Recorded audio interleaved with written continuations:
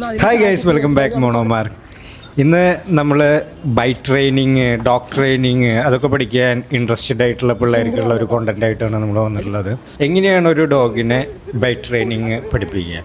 അതൊരു 2 ഇയർ ഒക്കെ ആയിട്ടുള്ള ഡോഗാണെങ്കിൽ ആ ഡോഗിനെ എങ്ങനെയാണ് ബൈക്ക് ട്രെയിനിങ് പഠിപ്പിക്കുക?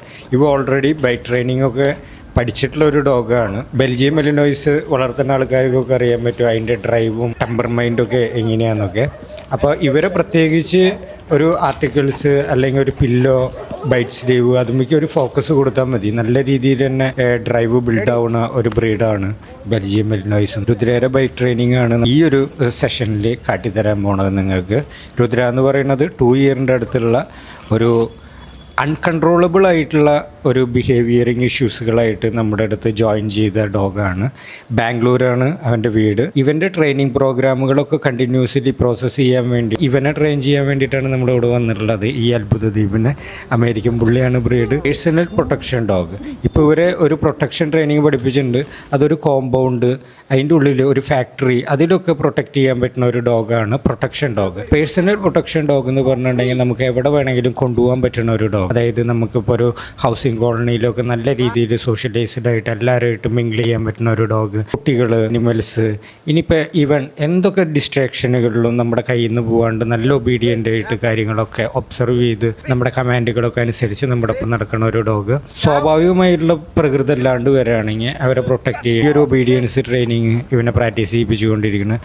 ഹൈ ടെമ്പറായിട്ടുള്ള ഡോഗായി കൊണ്ട് തന്നെ ഇവൻ അതുമയ്ക്ക് റീസോഴ്സ് ഗാർഡിങ് ഒക്കെ നല്ല രീതിയിൽ ചെയ്യും. ഒരു വട്ടം അവൻ്റെ കയ്യിലേക്ക് ആ ടഗ് കിട്ടി കഴിഞ്ഞ് രണ്ടാമത് നമ്മൾ എടുക്കാൻ പോകുമ്പോൾ അവിടെ ഒരു റീസോഴ്സ് ഗാർഡിങ് അവൻ ചെയ്യും. അതാണ് അവൻ്റെ പ്രോബ്ലം. ബാംഗ്ലൂർ അവൻ്റെ വീട്ടിലാണെങ്കിലും കണ്ടിന്യൂസ്ലി വർക്ക് ചെയ്തുകൊണ്ടിരിക്കുക. അവൻ്റെ വീട്ടിൽ ഇവർ ആൽഫ ക്യാരക്ടറായിട്ട് മാറുകയാണ്. അവൻ്റെ മെയിൻ ഗാർഡിയൻ ഹസ്ബൻഡിനെ മാത്രമാണ് ഇവൻ അനുസരിക്കുകയുള്ളൂ. കറക്ഷൻ ചെയ്യാനോ കൂടുതൽ കാര്യങ്ങളൊക്കെ പോയിട്ടുണ്ടെന്ന് വെച്ചിട്ടുണ്ടെങ്കിൽ ഇവൻ വൈഫിനെ വരെ കറക്ഷൻ ചെയ്തിട്ട് കൺട്രോളിൽ നിർത്തും. ഇത് ഡൊമിനൻ്റ് ആയിട്ട് പോകും. അതൊക്കെ കണ്ടപ്പോഴാണ് ഇവർക്ക് പേടിയായി.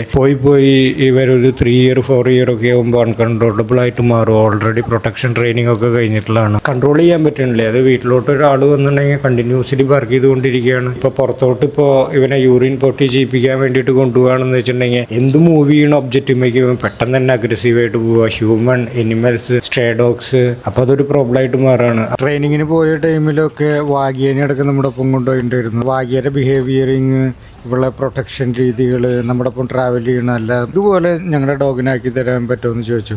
അവർ 5 ഡേയ്സിലത്തെ ട്രെയിനിങ് കഴിഞ്ഞിട്ടാണെങ്കിലും ഓഫ് ലീഷിൽ നടത്തുന്നുണ്ടെങ്കിലും മാസ്കൊക്കെ ഇട്ടിട്ടാണ് നടത്തുക. ഞാൻ അവരുടെ അടുത്ത് പറഞ്ഞു, നിങ്ങൾക്ക് എപ്പോൾ കോൺഫിഡൻസ് വരുന്നു ആ സമയത്ത് നിങ്ങൾക്കത് ഊരാം. ഡോഗിൻ്റെ ബിഹേവിയറിങ്ങും ബോഡി ലാംഗ്വേജൊക്കെ ഒബ്സർവ് ചെയ്തിട്ട് നിങ്ങൾക്കത് മാറ്റിയെടുക്കാം. ഇപ്പോൾ നമ്മൾ ബൈക്ക് ട്രെയിനിങ് നിങ്ങൾ പുതിയതായിട്ട് പഠിക്കുന്ന ആൾക്കാരാണെന്ന് വെച്ചിട്ടുണ്ടെങ്കിൽ ഇതിന് നമുക്കൊരു 2-3 ആൾക്കാരുടെ ആവശ്യമുണ്ട്. ഹാൻഡ്ലർ ഒരു ഡീക്കോയും മതിയാവും. എന്നിരുന്നാലും പ്രവോക്ക് ചെയ്യാനും പല സൗണ്ടുകളൊക്കെ ഉണ്ടാക്കാൻ 1-2-3 ആൾക്കാരുള്ളത് വളരെ നല്ല കാര്യമാണ്. ഒരു ഹാൻഡ്ലറും ഒരു ഡീക്കോയും, ഇതാണ് മെയിൻലി വേണ്ടത്. ഇപ്പോൾ നമ്മളിവനെ പഠിപ്പിച്ചുകൊണ്ടിരിക്കുന്നത് കൺട്രോളായിട്ട് ഡോഗ് പോവുക. മുമ്പ് ഇവൻ്റെ പ്രത്യേകത എന്ന് പറഞ്ഞാൽ ഈ ടഗ് നമ്മൾ അപ്പന്നെ എടുക്കാൻ നോക്കിയിട്ടുണ്ടെങ്കിൽ അതുമിക്ക് ഇവൻ റീസോഴ്സ് ഗാർഡ് ചെയ്യും. റീകോൾ ചെയ്തിട്ടുണ്ടെങ്കിൽ വരില്ലേ. എന്താണ് ഒബ്ജക്റ്റീവ്? 2 ടൈപ്പ് റിവാർഡുകളാണുള്ളത്. ഒന്ന് എൻ്റെ കയ്യിൽ കിട്ടും, ഒന്ന് അവിടെ ലോങ് സൈറ്റിലും ഉണ്ട്.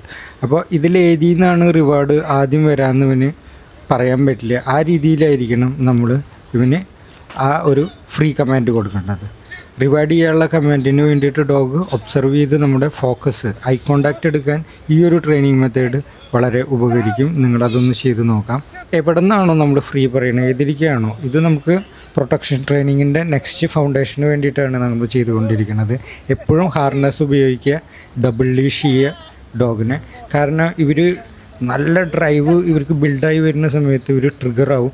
ആ സമയത്ത് ഒരു ചെറിയൊരു ലവ് ബൈറ്റുകൾ തരാനുള്ള ചാൻസ് ഉണ്ട്. അപ്പോൾ ഹാൻഡ്ലർമാർ അത് ശ്രദ്ധിക്കണം, ഡീക്കോയെ അത് ശ്രദ്ധിക്കണം. കറക്റ്റായിട്ടുള്ള ഒബ്ജക്റ്റുമ്മയ്ക്ക് അതിന് ബൈറ്റ് കിട്ടിയില്ലേ, നമ്മുടെ മേത്തോട്ട് പോകുന്നുണ്ടെന്ന് വെച്ചിട്ടുണ്ടെങ്കിൽ അതിനെ നമുക്ക് പ്രിക്കോഷനായിട്ട് എടുക്കാനാണ് ഹാർനസും ഡബിൾ ലീഷും ഉപയോഗിക്കാൻ പറയുന്നത്. ഒന്ന് നെക്കിലും ഒരെണ്ണം ഹാർനസിലാണ് ഉപയോഗിക്കേണ്ടത്. അപ്പോൾ നമുക്ക് അവരെ പിടിച്ച് ഹാൻഡിൽ ചെയ്യാൻ എളുപ്പമായിരിക്കും. പിന്നെ നല്ല രീതിയിൽ അതിനെ പ്രൊവോക്ക് ചെയ്യാനൊക്കെ പഠിക്കണം. ഞാനിപ്പോൾ നമ്മുടെ ഗൈഡ് ചെയ്തുകൊണ്ടിരിക്കുന്ന ചെക്കന്മാരെന്ന് പറഞ്ഞാൽ ബിഗിനർമാരായിട്ടുള്ള ആൾക്കാരാണ് ഇവർക്കൊന്നും തന്നെ അറിയില്ല. എപ്പോഴും ഞാൻ അവരുടെ അടുത്ത് പറയുന്നത് ഇമോഷണലിയും കൂടി നല്ല രീതിയിൽ ആക്ട് ചെയ്യണം, എന്നാൽ മാത്രമാണ് ഡീകോയ് ട്രെയിനിങ് നല്ല രീതിയിൽ സക്സസ് ആവുള്ളൂ. ഇവിടെ നമ്മൾ 2 കാര്യങ്ങളാണ് ശ്രദ്ധിക്കേണ്ടത്. ഇത് അഡൽട്ട് കുറച്ച് അഗ്രസീവായിട്ടുള്ള ഒരു ഡോഗാണ് നമുക്ക് ഹാൻഡിൽ ചെയ്യാനുള്ളത്. പിന്നെയുള്ള ഒരു കാര്യം എന്ന് പറഞ്ഞാൽ നമ്മുടെ അടുത്ത് വെൽ ട്രെയിൻഡ് ആയിട്ടുള്ള ഡീകോയ്സ് ഇല്ല. അപ്പോൾ ഡോഗിനെ ഫസ്റ്റ് കൺട്രോൾ ചെയ്യാണ്.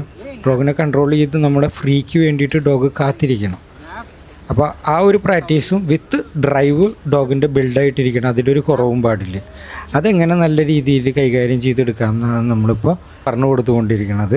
അതിൻ്റെ ഒപ്പം തന്നെ നമ്മുടെ രുദ്രയ്ക്കും ആ കറക്ഷൻ കൊടുത്തുകൊണ്ടിരിക്കുന്നുണ്ട്. ഈ സമയത്തൊക്കെ നല്ല ഹോയ് ഗുഡ് ബോയ് ഗേ അമേസിങ് ബോയ്, ആ ഒരു പ്രൊനൗൺസിയേഷൻ നല്ല ലോയൽ ആൻഡ് ഇപ്പോൾ ഹാർഡായിട്ട് നമ്മൾ പല കമാൻഡുകൾ നോ എന്ന് പറയും. അത് നോ പ്രൊനൗൺസിയേഷൻ തന്നെ വേരിയേഷൻ ഉണ്ട്. നോ ബോയ് വേരിയേഷനിൽ നമുക്ക് പല കാര്യങ്ങളും ഇവരെ ഇപ്പോൾ നമ്മൾ ശ്രദ്ധിക്കേണ്ട ഒരു കാര്യം എന്താണെന്ന് വിചാരിച്ചാൽ ഇമോഷണലിയും കൂടി നിങ്ങൾ സ്ട്രോങ് ആയിരിക്കുക. അപ്പോൾ ഓക്കെ ബൈ.